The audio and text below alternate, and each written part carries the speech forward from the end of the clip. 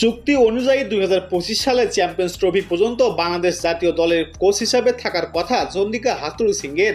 হয়তো এর আগেই তাকে বিদায় বলে দিতে পারে বাংলাদেশ ক্রিকেট বোর্ড বিসিবি। রাওয়ালপিন্ডিতে পাকিস্তানের বিপক্ষে প্রথম টেস্ট জয়ের পরও শ্রীলঙ্কান এই কোচ চাকরি হারাতে পারেন, অন্তত এমনটি দাবি বিসিবির এক সূত্রের। নতুন সভাপতি হিসাবে বিসিবির দায়িত্ব নেওয়ার পর প্রথম দিন গণমাধ্যমের মুখোমুখি হয়ে ফারুক আহমেদ হাথুরু সিংয়ের বিষয়ে কথা বলেছিলেন। তখন তাকে না রাখার বিষয়ে ইঙ্গিত দিয়েছিলেন নতুন বোর্ড সভাপতি। চুক্তি শেষ হওয়ার আগেই লঙ্কান কোচকে বিদায় করতে হলে বিসিবিকে গুনতে হবে আর্থিক ক্ষতি।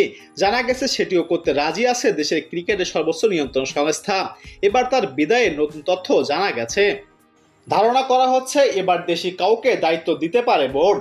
সূত্রটি থেকে জানা গেছে দেশের ক্রিকেটে পরিচিত নাম মোহাম্মদ সালাউদ্দিন হতে পারেন জাতীয় দলের প্রধান কোচ। বর্তমানে বাংলাদেশ প্রিমিয়ার লিগের বিপিএল এর দল কুমিল্লা ভিক্টোরিয়ান্সের প্রধান কোচের দায়িত্বে রয়েছেন তিনি।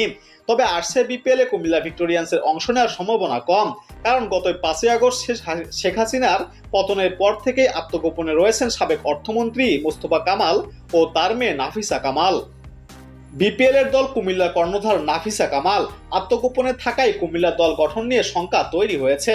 কাজেই জাতীয় দলের কোচ হতে আপাতত বাধা থাকছে না মোহাম্মদ সালাউদ্দিনের।